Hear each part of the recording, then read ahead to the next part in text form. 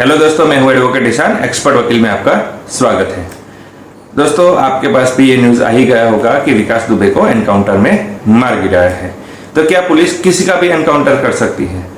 तो आज इस वीडियो में हम यही जानेंगे कि किन किन परिस्थिति में पुलिस किसी का भी एनकाउंटर कर सकती है, या फिर पुलिस एनकाउंटर कर सकती है या फिर नहीं, इसके बारे में हम जानेंगे। तो वीडियो को अंत तक जरूर देखिएगा ताकि आपको इन्फॉर्मेशन पूरी मिल सके। और अगर आपने अभी तक हमारे चैनल को सब्सक्राइब नहीं किया तो अभी सब्सक्राइब कर लीजिए और साथ ही में बेल आइकन भी दबा दीजिए ताकि ऐसे लीगल नॉलेज और लीगल वीडियो जैसे हम अपलोड करें आप तक तुरंत पहुंच सके। तो चलिए शुरू करते हैं।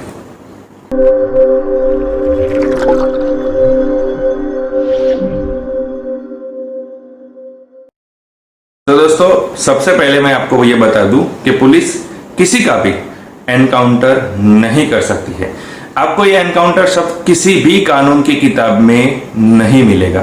ठीक है, सीआरपीसी सेक्शन 46 में ये बताया गया है कि पुलिस किस तरीके से किसी भी व्यक्ति को, किसी भी आरोपी को गिरफ्तार करेगी। इसमें गिरफ्तार करने की पूरी प्रोसीजर बताई गई है कि आपको ये स्टेप्स फॉलो करने पड़ेंगे।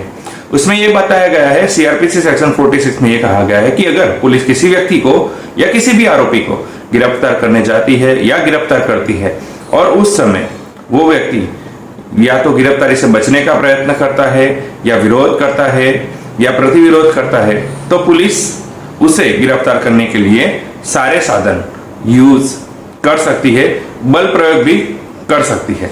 तो देखिए, बल प्रयोग कर सकती है, सारे साधन यूज कर सकती है, लेकिन इसमें गोली चलाना भी आ गया है। लेकिन गोली चलाने के लिए भी कुछ कंडीशन होती है, कुछ नियम है, और उसी तरह से वो भी गोली भी चला सकते हैं।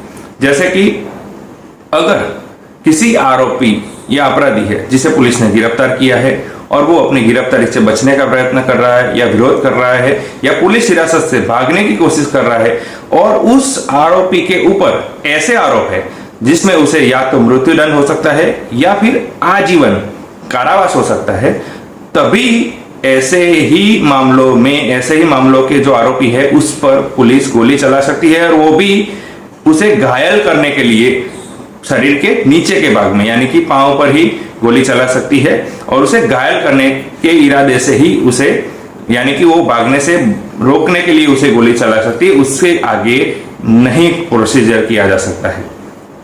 और अगर कोई ऐसा व्यक्ति है जिसके ऊपर आरोप है कि वो मृत्युदंड हो सकता है या फिर आजीवन कारावास हो सकता है, ऐसी सजा का तक का आरोप है, तो पुलिस उस पर गोली चला सकती है।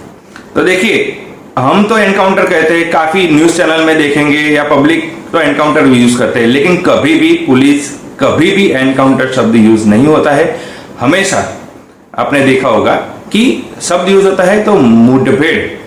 सीआरपीसी में आपको मुठभेड़ मिल जाएगा, लेकिन कानून की किसी भी किताब में आपको एनकाउंटर का शब्द का यूज आपको नहीं किया गया, आपको नहीं मिलेगा।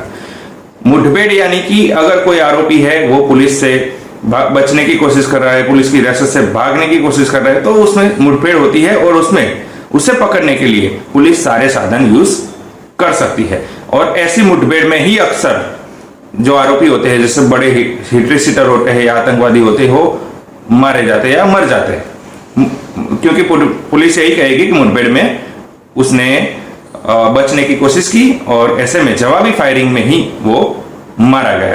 तो ये एनकाउंटर नहीं होता है, ये मुठभेड़ होती है। अब आपको एक और बहुत ही महत्वपूर्ण बात आपको बता दूं कि पुलिस जो आजीवन कारावास की सजा हो सकती है या मृत्युदंड की सजा हो सकती है, ऐसे आरोपी पर तो गोली चला सकती है। लेकिन अगर ये दो सजा के अलावा अगर छोटी सजा हो या कम सजा का प्रावधान हो, ऐसा आरोपी अगर है और वो अगर पुलिस की हिरासत से भागने की कोशिश कर रहा है, तो पुलिस उस पर गोली नहीं चला सकती।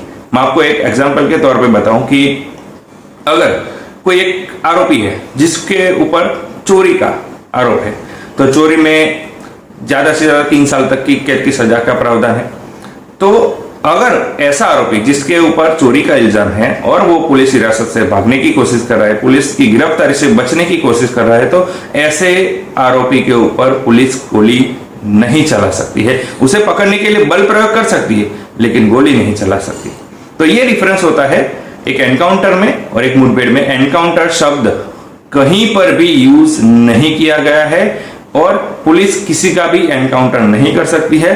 हाँ, लेकिन मुठभेड़ में, जवाबी फायरिंग में अगर कोई हैवी इंजर्ड हो जाता है और उसके कारण उसकी मौत हो जाती है तो वो एक जायज बात है कि वो उसे पकड़ने के लिए जो कार्यवाही की गई और उसमें मुठभेड़ में वो मारा गया।